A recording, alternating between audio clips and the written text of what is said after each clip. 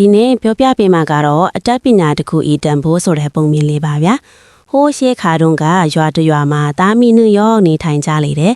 တာဖြစ်သူရဲ့နာမည်ကမောင်စီဒနာလို့ခေါ်တယ်မောင်စီဒနာဟာသူမိခင်ကြီးကိုတောင်ရလွတ်ကင်ပြီးကျွေးမွေးစောင့်ရှောက်လေတယ်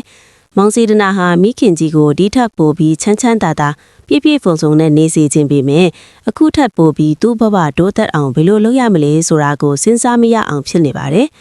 တနေ့တော့မောင်စီဒနာရဲ့တောင်ရအနီးကိုခရီးသွားတိတော့ရောက်လာပြီးတစ်ပင်ရိပ်မှာထိုင်ကအမောအပန်းဖြေနေလေမောင်စီဒနာဟာခရီးသွားကိုရေတိုက်ပြီးအသီးအနှံနေကျွေးတယ်ဒါနဲ့နောင်ကြီးကဘယ်ဒေသကလာပြီးဘဲကိုသွားမလို့လဲလို့ခရီးသွားကိုမေးတဲ့အခါကျုပ်ကဟိုးအရှိဘက်ကရွာမှာနေတယ်မောင်ရင်လိုပဲတောင်ရအလုပ်လုပ်တယ်ဒီထက်ဘဝမြင့်မာခြင်းလို့ပညာရှိထံမေးမြန်းဖို့ခရီးထွက်လာခြင်းဖြစ်တယ်အနောက်ဘက်အရက်မှာပညာရှိတအုံးရှိတယ်ကျုပ်ဘဝမှာဘာအလုပ်လုပ်ရင်ကောင်းမလဲလို့ပညာရှိကိုသွားမေးမလို့ပါမောင်ရင်ကျုပ်ကိုအဲဝတ်ပြူတာကျေးဇူးတင်တယ်ကျုပ်ကတော့ခရီးဆက်လိုက်အောင်မယ်ဆိုကအနောက်ဘက်ကိုထွက်သွားလေတယ်ခရီးသွားဟာလေငါလိုပဲလက်ရှိဘဝကိုရောင်ရဲတင်းတိမ်မှုမရှိပေဘူးသူ့ဘဝတိုးတက်ဖို့အတွက်စဉ်းစားနေသူပဲငါလဲသူ့လိုပဲပညာရှိထံကိုသွားပြီးအကြံဉာဏ်တောင်းရမယ်လို့မောင်စီဒနာကဆုံးဖြတ်လိုက်တယ်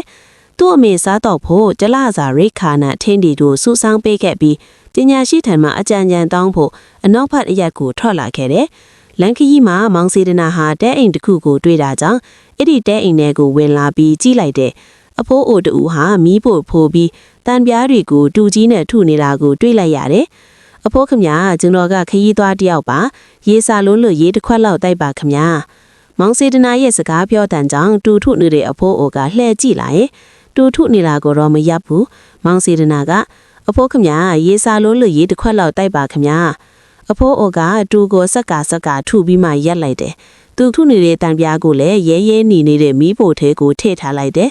လူလေးပြောလာကိုအဖိုးကြားတယ်ဒါပေမဲ့အဖိုးထုနေတဲ့တန်ပြားကိုရက်လိုက်ရင်လိုချင်တဲ့အတိုင်းအတာကိုရောက်မှာမဟုတ်ဘူးဒါကြောင့်ဆက်ထုနေတာလူဆိုတာကိုဖြစ်ချင်တာကိုရက်လို့မရဘူးဆုံးခန့်တိုင်ရောက်အောင်သွားရတယ်အဖိုးအိုကမောင်စေတနာကိုရေခတ်တိုက်တယ်အဖိုးဘာလုပ်နေတာလဲအဖိုးလုပ်နေတာပန်းပဲလို့ခေါ်တယ်တန်ကိုမီးဖုတ်ပြီးကိုလိုရထားပစိန်တူရင်ပေါက်ပြားတွေလုပ်ရတာမောင်စေတနာကအဖိုးအိုပန်းပဲလုပ်နေတာကိုထိုင်ကြည့်နေတယ်ပြီးတော့အဖိုးအိုကကူညီပြီးတူထုပေးတယ်အဖိုးအလုပ်ကအတော်ပင်မန်းတာပဲမပင်မန်းတဲ့အလုပ်ဘာရှိလို့လဲလူလေးရဲ့လူလေးဟာဝိုင်းရေးအတွက်ပင်မန်းခံနေကြရတာပဲလေအေးဒါပေမဲ့ကိုတတ်ထားတဲ့ပညာကိုဝီရိယထုတ်ပြီးအများကနှစ်တသဘောကျအောင်လုပ်နိုင်ရင်ကြီးပေါ်မှာပဲမောင်စေတနာကအဖိုးအိုပြောပြတာကိုငြိမ်သက်စွာနားထောင်နေတယ်အဖိုးအိုစီကိုလူအတုံးဆောင်ပစ္စည်းတွေလာအပ်လာဝဲသူတွေကအဆက်မပြတ်လာကြတယ်အဖိုးအိုကအသက်အရွယ်အရာတိတ်အလုံးမလုံးနိုင်တော့ဘူးအဲ့ဒီမှာမောင်စေတနာကစိတ်ကူးတစ်ခုရသွားတယ်အဖိုးအိုစီကပန်းပဲပညာကိုစနစ်တကျအသင်ယူဖို့ဆုံးဖြတ်လိုက်တယ်အဖိုးအိုကိုကူညီကသူထုပေးရင်ပန်းပဲပညာကိုသင်ယူခဲ့တယ်အဖိုးအိုကမောင်စေတနာကိုပန်းပဲပညာသင်ပေးရင်လှုပ်အားကိုလည်းထိုက်တင်တဲ့လောက်ပေးတယ်မောင်စေတနာကလှုပ်အားကိုစုထားပြီးသူ့အမေကိုသွားပေးလေရှိတယ်နေ့အခါသွားရင်အလုပ်ပြတ်မှာဆိုလို့ညနေမိုးချုပ်တာနဲ့သူ့ရွာကိုပြန်သွားပြီးသူ့အမေကိုသွားတွေ့တယ်ညင်း300မှာတင်ရန်သားအိပ်ပြီးမိုးမလင်းမီအဖိုးအိုရှိတာကိုပြန်လာခဲ့တယ်အချိန်ကြာလာတော့မောင်စေတနာဟာအဖိုးအိုရဲ့လက်ရအတိုင်းဒါပစိန်တူရင်ပေါက်ပြားတွေကိုလောက်ကင်လာနိုင်တယ်အဖိုးအိုကအလုံးလက်ခံပြီးမောင်စေတနာကပန်းပဲလူတယ်မောင်စေတနာရဲ့လက်ရဟာပုံမကောင်းမွန်တာမို့ဝယ်ယူသူအလုံးအပ်သူတွေများကအလုံးနဲ့လက်မပြတ်အောင်လုပ်နေရရဲ့အဲ့ဒီလိုနဲ့အဖိုးအိုဟာအသက်အရွယ်အရလူကြီးယောဂါနဲ့တည်ဆုံသွားတယ်မောင်စေတနာဟာပန်းပဲလုပ်ငန်းကိုသူ့ရွာမှာပြန်လုပ်တယ်